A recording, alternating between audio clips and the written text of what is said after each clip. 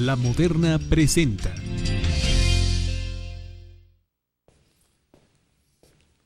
La Virgen María nos ha dicho que su divino Hijo está muy ofendido y que ella está muy triste. Y nos lo ha dicho porque nosotros somos sus hijos y nos portamos muy mal con Él, con nuestro Señor, y también con ella, que es nuestra madre, y toda madre tiene que decírselo a sus hijos para que tengan una buena formación. ¿Y cuándo nos dijo esto la Virgen? Nos lo dijo hace 101 años, en la cova de Iría, en Fátima, en Portugal. Y hoy, domingo 13 de mayo, recordamos estos acontecimientos y de esto hablaremos hoy en Ver y Creer, principalmente en la necesidad de desagraviar y de reparar las ofensas al Inmaculado Corazón de la Virgen María y al Corazón Sagrado de Jesús. Así que quédese con nosotros, comenzamos.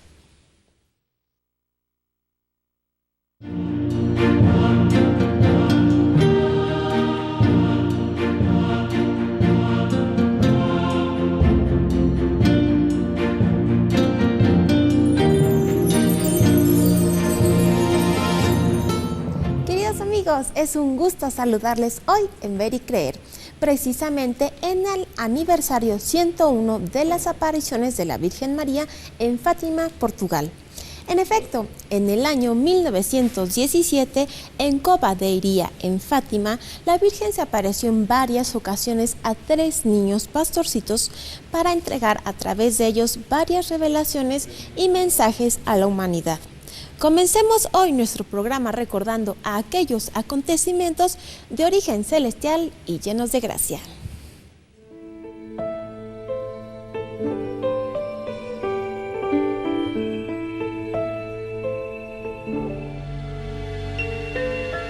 Entre el 13 de mayo y el 13 de octubre de 1917, a los hermanos Jacinta y Francisco Marto y a su prima Lucía dos Santos les fue concedido por el cielo el privilegio de ver a la Virgen María en 6 ocasiones en Cova de Iría, Portugal.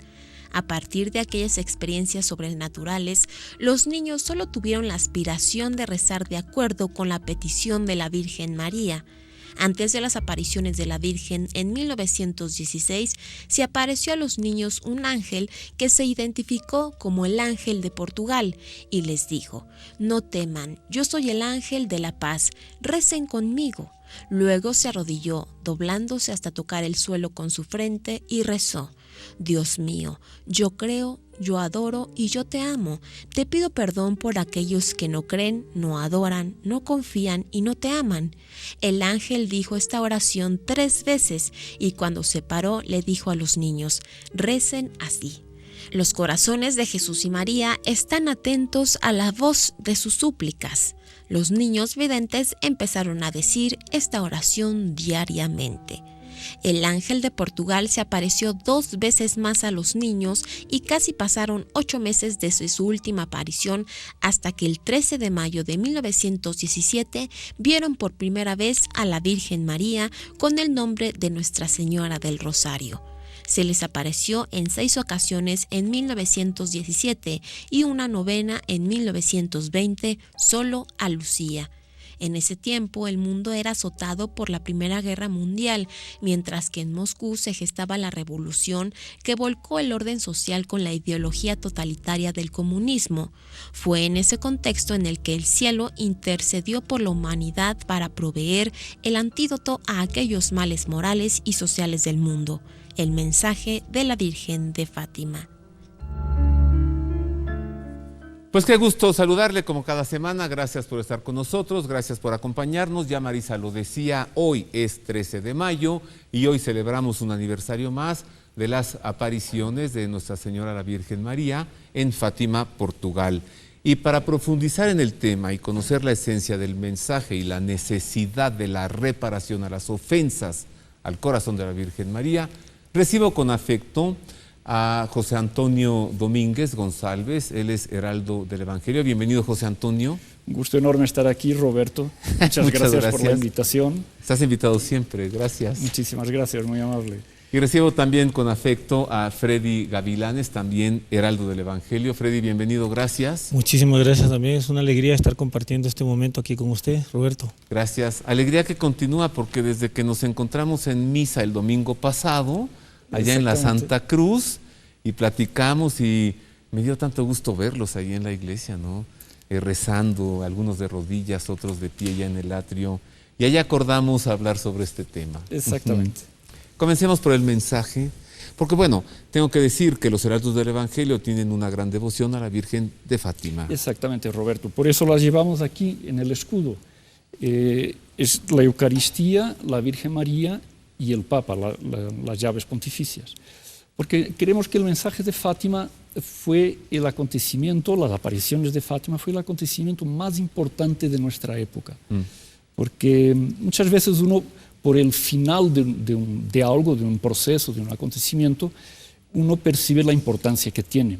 ¿Y cómo terminaron las apariciones de Fátima? Pues con un milagro impresionante, el milagro del sol. El sol bailó durante 10 minutos en el cielo y todo el mundo quedó impresionadísimo. Fue la prueba de que las apariciones eran verdaderas. En las otras apariciones que hubo, Lourdes, la Salette y otras apariciones que hubo, Nuestra Señora hizo milagros, pero no una señal tan portentosa, tan grandiosa. ¿Y ella qué quería decir con eso? ¿Por qué quiso hacer un milagro tan portentoso, ¿no? Pues para mostrar la importancia del mensaje, que lo que ella estaba pidiendo era muy importante, quería que la gente atendiera sus pedidos. Entonces, ¿qué vino ella a pedir principalmente en Fátima, ¿no? La imagen, pues como vemos, tan linda, tan maternal, Sí. así un poquito triste, como tú dices, ¿no? Sí. La Virgen está triste con nuestra actitud, con los pecados de sus hijos, pero ella trae en las manos el rosario, ¿no? Entonces, ese es el principal pedido que la Virgen hizo en Fátima, la oración del rosario, para alcanzar la paz. Es una oración mariana, pero al mismo tiempo muy cristocéntrica, porque al mismo tiempo que uno reza el Ave María, que es el saludo angélico, al mismo tiempo uno tiene que estar meditando en la vida de Cristo. Entonces yo casi que diría, es la oración perfecta, ¿no crees? El Santo Rosario. El Santo Rosario. Es la oración perfecta. Es la oración perfecta. Freddy, ¿por qué ustedes, los heraldos del Evangelio, tienen esta particular devoción a la Virgen María en Fátima? Bueno, muy especialmente yo lo diría que ya viene desde hace mucho tiempo, desde que nuestro fundador, Monseñor Juan Cladías, fundó la institución en Brasil, pero también tiene mucha relación con cuando el momento en que el Papa Juan Pablo II, San Juan Pablo II, él coronó a la Santísima Virgen y nos dio la aprobación pontificia. En ese momento él nos dio como misión dar a conocer la devoción a Nuestra Señora bajo esta advocación, muy especialmente bajo el Inmaculado Corazón de Fátima. Cuando coronó la Sagrada Imagen en Fátima con la corona y la bala del atentado en Garzada, en esa ocasión. No fue propiamente en ese momento, fue esta la imagen, porque la de la cual, como comenta usted, Roberto, es la imagen que está en el santuario de Fátima. Fue cuando nosotros fuimos allá a Roma y él la coronó, esta imagen de Nuestra Señora. Ahora, ¿el origen de los heraldos del Evangelio es en Portugal? El origen es en Brasil, nació exactamente. Pero la lengua es la misma. Es la misma y más cantante en Brasil. Pues Monseñor Juan Clá, nuestro fundador, Juan Clá Díaz, él desde su juventud tuvo, como suele pasar con los fundadores, tuvo un deseo, una inquietud de hacer apostolado con la juventud, de divulgar el Evangelio, pero desde muy joven, ¿no? Y en cierto momento pues se concretó esta iniciativa de los heraldos del Evangelio. El 2001 fueron fundados, fue aprobado por San Juan Pablo II la Asociación de los Heraldos del Evangelio. Entonces, él, por eso nació en Brasil, São Paulo, y de ahí se esparció por todo el mundo. Hoy existen los Heraldos del Evangelio en casi 70 países. 70 países. Con más presencia en América Latina, Ajá. y Estados Unidos y Canadá. ¿Por qué se aparece la Virgen María? ¿Lo ha pensado usted? ¿Por qué se apareció, por ejemplo, en México en 1531? ¿Y por qué en Francia a Bernadette Soubirous? ¿Y por qué en Portugal a los 3 niños videntes? ¿Y por qué hay una como necesidad de manifestarse en el mundo? ¿Por qué? Mire. El cristianismo se fundamenta en la encarnación del Verbo, un hecho histórico y concreto cuyo capítulo aún no se ha concluido todavía. La interacción del proyecto de Dios con todos los hombres tiene plena vigencia, pues antes de la ascensión del Señor a los cielos, Él nos dijo: «Yo estaré con ustedes todos los días hasta el fin del mundo». Por lo tanto, ¿puede alguien imponer o limitar a Jesucristo la manera en que Él desee manifestarse en estos tiempos? ¿Puede alguien negarle a Dios hacer lo que juzgue necesario y conveniente y manifestarse según sus deseos, a quien sea y cuando sea? ¿Y podría alguien prohibir a Dios enviar a su madre para revelarse a la humanidad en estos tiempos? María, cuya maternidad espiritual de todos los hombres le fue legada por Jesucristo poco antes de morir en la cruz, consumando la obra de la redención, ¿puede quedarse callada al ver desde el cielo que sus hijos caminan por el sendero que lleva a la condenación eterna? Cuando la obra del dragón infernal se ha desplegado con toda su fuerza contra la Iglesia y contra todos sus hijos, ¿puede María, quien también es madre de la Iglesia, quedarse callada y no decir nada? No, no puede.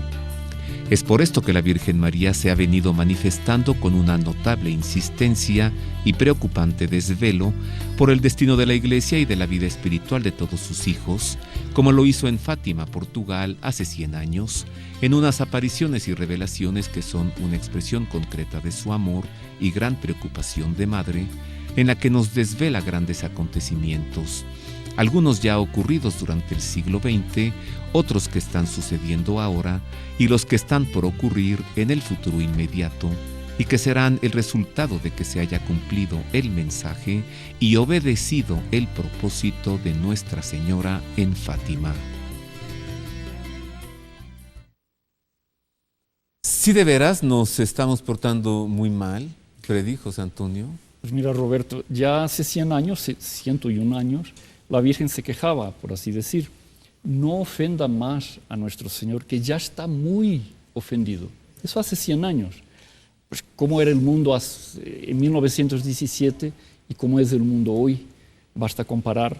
Yo creo que hoy, si antes la Virgen ya estaba triste, pues hoy estará tristísima. Y esto fue antes de las 2 guerras. Sí, antes de las 2 guerras. ¿Cómo era el mundo, no? Casi un paraíso, digamos así. Sí. Y pues por eso la necesidad de reparación. Es muy importante. Incluso hoy estaba leyendo la carta apostólica última de Papa Francisco, Gaudete et Exsultate. Y tiene muchas cosas de mucha sabiduría y me llamó la atención un punto especialmente.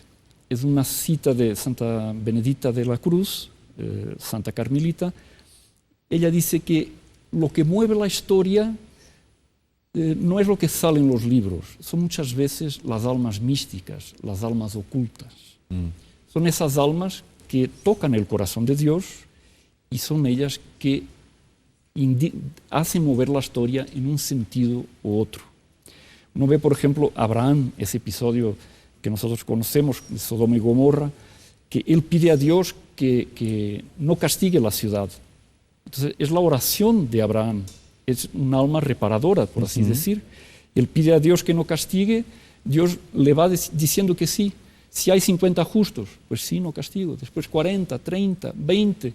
Y llega un momento que Abraham ya, como que uno diría, ya no da más. Y dejó de pedir. Quizás si él hubiera pedido un poquito más, hubiera desviado el castigo, porque el pedido de Abraham como que sujetaba el brazo de Dios, el brazo justiciero de Dios. Entonces, esas almas de los justos, de los buenos, que hacen reparación, que piden a Dios por los demás, por la conversión de los pecadores, son esas almas que deciden el rumbo de la historia. Y puede ser que Dios esté esperando de uno de nosotros, quién sabe, un acto de fidelidad, una oración especial, un sacrificio, para convertir un alma, para desviar un castigo, para evitar una catástrofe. Nosotros no sabemos cuáles son los designios de Dios. Entonces, por eso la importancia de los actos de reparación, de los actos de fidelidad de los católicos justos, ¿no? Y sabemos, Freddy, que Dios perdona todo. Sí, señor. Y que no se cansa de perdonar Sí, señor. a quien le pide perdón. Al que no, no. Entonces, en los actos de reparación va implícito el deseo de perdón. Hoy la humanidad debe pedir perdón. ¿Y cómo? Yo diría que debe pedir perdón justamente uno volviéndose su vista, su visión, su corazón especialmente hacia Dios y comprender que las circunstancias en las cuales está el mundo actual son justamente consecuencia de lo mal que nos hemos portado. ¿De qué manera podemos pedir ese perdón? Por ejemplo, por medio de la oración. Es lo más importante. Hablábamos hace un momento sobre el Santo Rosario. Es muy importante rezar el Santo Rosario como lo pidió Nuestra Señora diariamente. Ese es, por ejemplo, un acto de reparación y de pedir perdón por nuestras faltas. ¿Cómo lo pidió ella? ¿Cómo pidió que rezáramos el rosario? Como le dice a Francisco, que habría que rezar el rosario y rezar, no solo a Francisco, sino a todos, rezar el rosario todos los días. Pero muy especialmente a Francisco, recuerdo muy bonito esto y muestra la importancia, que en cierto momento Francisco le dice que para llevárselo al cielo, él tendría que rezar muchos rosarios. Ese es un ejemplo no solamente para Francisco, yo creo que es para todos y cada uno de nosotros. Mira, si Francisco es un niñito y podemos pensar qué pecados habrá cometido, ¿no? Bueno, ya nosotros grandes cargando un costal de culpas, si para que Francisco llegara al cielo tenía que rezar muchos rosarios, no, bueno, yo cuántos me puedo acabar, ¿no? Pero ella pidió también una letanía, ¿no? En el rezo del rosario, en Fátima. Ella pidió que se rezara una oración entre cada misterio, ¿no? Es una oración enseñada por la propia Santísima Virgen. Oh Jesús mío, perdona nuestros pecados. Aquí viene el pedido de perdón. Ahí está. Líbranos del fuego del infierno. Otra verdad muy olvidada hoy día y que la Virgen nos recuerda en Fátima, ¿no? Ella enseñó el infierno a los niños y después en esta oración habla otra vez del infierno. Líbranos del fuego del infierno. Lleva al cielo a todas las almas, especialmente las más necesitadas de tu misericordia.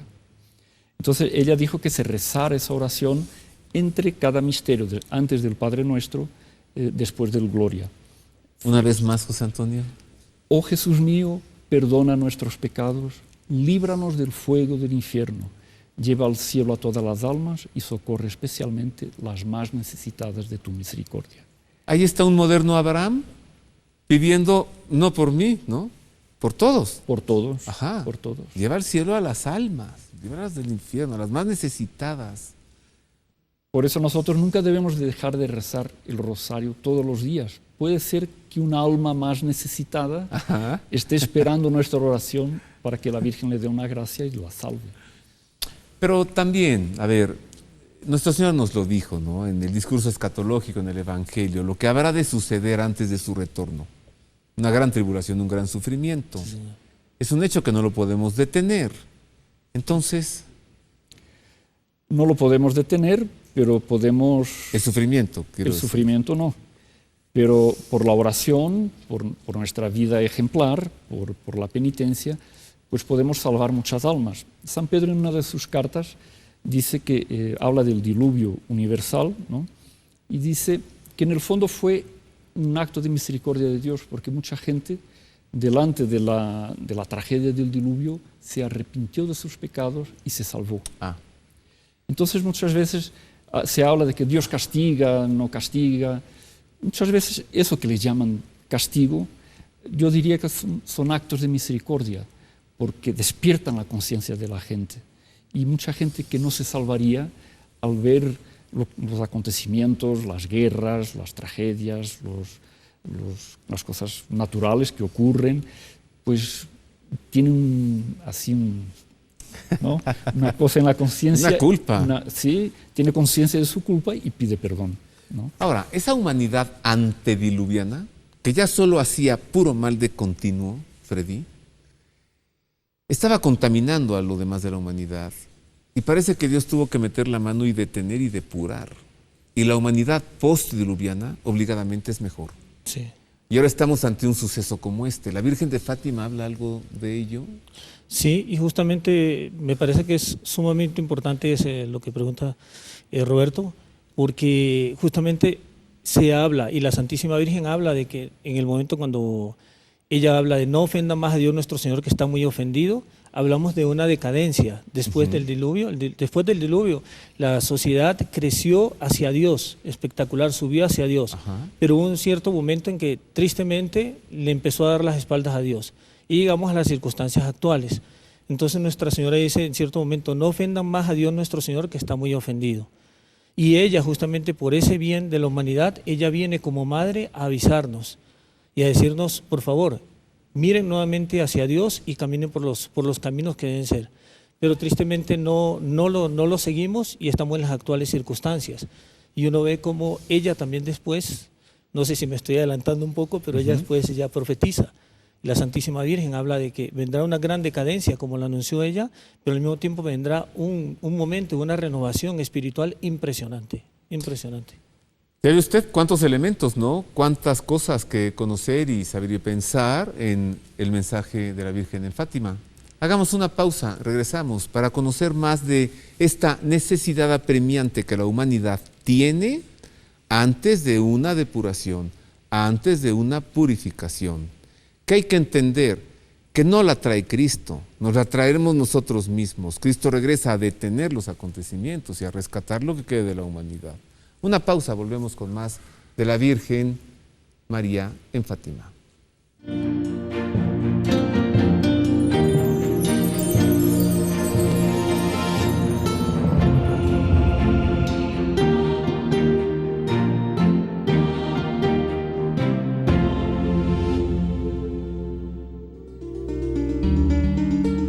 Este 12 de junio, de la mano de la Santísima Virgen, peregrinaremos por los santuarios de Europa y Tierra Santa para vivir plenamente la expresión a Jesús por María, pues ella es la iluminación en el camino hacia su Hijo, y porque seguir los pasos de María es llegar a Jesucristo y a través de él al Padre.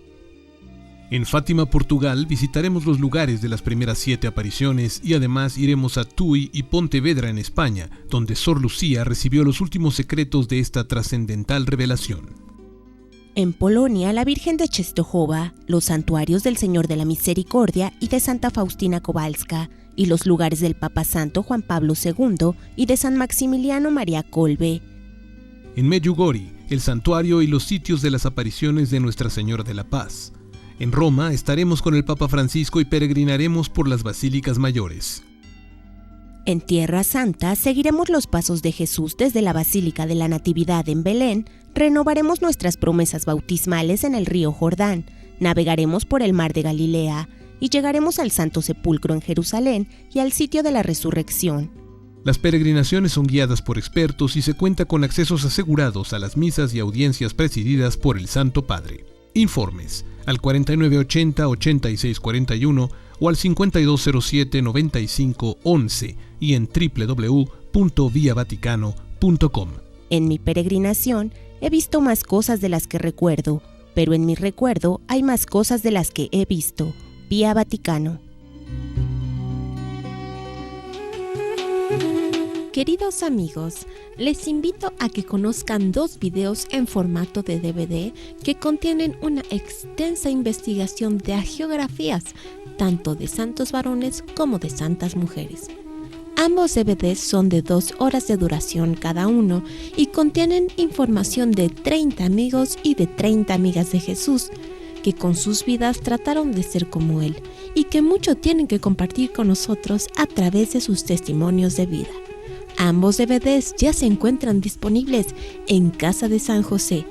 Acérquese a los santos amigos de Jesús, conózcalos y pídales su valiosa intercesión.